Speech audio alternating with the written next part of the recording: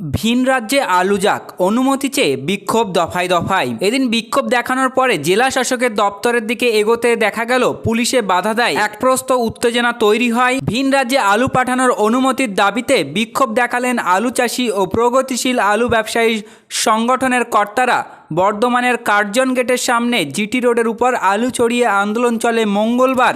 তো আসুন চাষি ও ব্যবসায়ী বন্ধুরা, আন্দোলনে কি দাবি উঠেছিল, আজকে গোটা পশ্চিমবঙ্গে বিভিন্ন জেলায় আলুর বাজার দর কী রয়েছে এবং আগামীতে ভবিষ্যৎ কী হতে চলেছে বিস্তারিত জানাবো এই ভিডিওতে।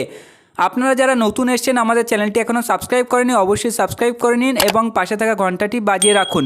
ভিডিওটি ভালো লাগলে অবশ্যই লাইক করবেন এবং আপনার ব্যক্তিগত মতামত কমেন্টের মাধ্যমে আমাদেরকে জানাতে পারেন। তো চলুন ভিডিওটি শুরু করা যাক। ভিন রাজ্যে আলু পাঠানোর অনুমতির দাবিতে বিক্ষোভ দেখালেন আলু চাষি ও প্রগতিশীল আলু ব্যবসায়ী সংগঠনের কর্তারা। বর্ধমানের কার্জন গেটের সামনে জিটি রোডের উপর আলু ছড়িয়ে আন্দোলন চলে মঙ্গলবার। পরে জেলাশাসক কে রাধিকা আয়ারের সঙ্গে বিক্ষোভকারীদের 5 জনের এক প্রতিনিধি দল দেখা করেন। জেলাশাসক তাদের জানিয়েছেন ঊর্ধ্ববর্তন কর্তৃপক্ষের কাছে দাবি পাঠিয়ে দেবেন। পরে রাজ্যের কৃষি বিপণন মন্ত্রী বেচারাম মান্না বলেন, রাজ্যে আলুর দাম সাধারণ মানুষের নাগালের মধ্যে আসেনি, অথচ আমাদের রাজ্যের আলু উৎপাদনের দ্বিতীয়। বাজারে দাম আরও কিছুটা কমানো গেলে উচ্চ পর্যায়ের আলোচনা করে আলু বাইরে পাঠাতে পারবো। এদিন বৃষ্টির মধ্যেই বেলা 11:30টার নাগাদ জেলার আলু চাষিরা একজোট হয়ে বর্ধমানে আসেন। বীরহাটা থেকে মিছিল করে কার্জন গেটের জোড় হন তারা। বিক্ষোভ দেখানোর পর জেলা শাসকের দপ্তরের দিকে এগোতে দেখা গেল পুলিশ বাধা দেয় তাদের। একপ্রস্ত উত্তেজনা তৈরি হয়। চাষি ও আলু ব্যবসায়ীদের একাংশের দাবি, চাষির ঘরের ছেলেরাই এখন আলু ব্যবসায়ী। তারা স্থানীয় বাজারে আলু বিক্রি করছেন, ভিন রাজ্যেও আলু পাঠাচ্ছেন। বর্ধমান থেকে বিহার, ঝাড়খণ্ড, উড়িষ্যা, অন্ধ্রপ্রদেশে আলু পাঠানোর চিরাচরিত রেওয়াজ রয়েছে। তা আটকে গেলে চাষিদের কাছে আলু কিনবে না ব্যবসায়ীরা, উৎপাদিত ফসলের দামও মিলবে না। এর ফলে চাষিরাও আলু চাষে উৎসাহ হারাবেন। নবান্নের সূত্রের খবর, কৃষকের কাছে এখনও 10% আলু পড়ে আছে, বাকি আলু ব্যবসায়ীদের কাছে।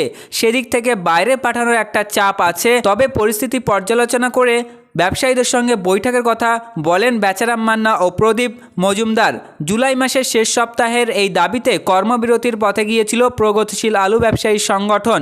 2 দিন পরে কৃষি বিপণন মন্ত্রীর সঙ্গে বৈঠক হয়, কর্মবিরতি তুলে নেওয়া হয়। সেই দিনই মন্ত্রী সংগঠনের নেতাদের ভিন রাজ্যে আলু পাঠানো বন্ধের নির্দেশ দেয়।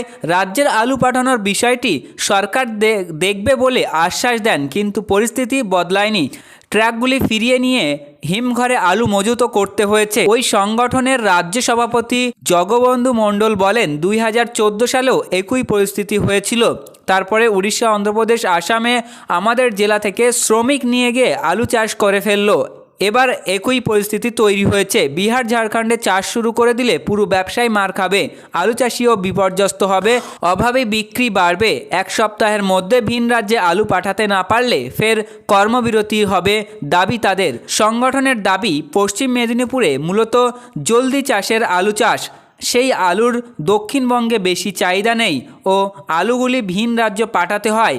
এছাড়াও বাঁকুড়া আর বর্ধমানে মোট উৎপাদনের 30% আলু ভিন রাজ্যে পাঠাতে হয়। চাষি আব্দুল হালিম সৌমেন মণ্ডল দাবি করেন, আপাতকালীন খরচ তুলতে হিমঘরে আলু রেখেছেন অনেকে, ভিন রাজ্যে আলু যাচ্ছে না, তাই জন্যই ব্যবসায়ীরা আলু কিনছেন না। জামালপুরের কাজল দাস বলেন, ভিন রাজ্যে আলু যায় তার জন্যই চাষিরা ভালো দাম পায়, না হলে তাদের অভাবনীয় বিক্রি হবে। এদিন পাইকারি হারে 27 থেকে 28 টাকা কেজি দরে আলু বিক্রি হয়েছে। খুচরো বাজারে আলুর দাম 32 থেকে 35 টাকা কেজি।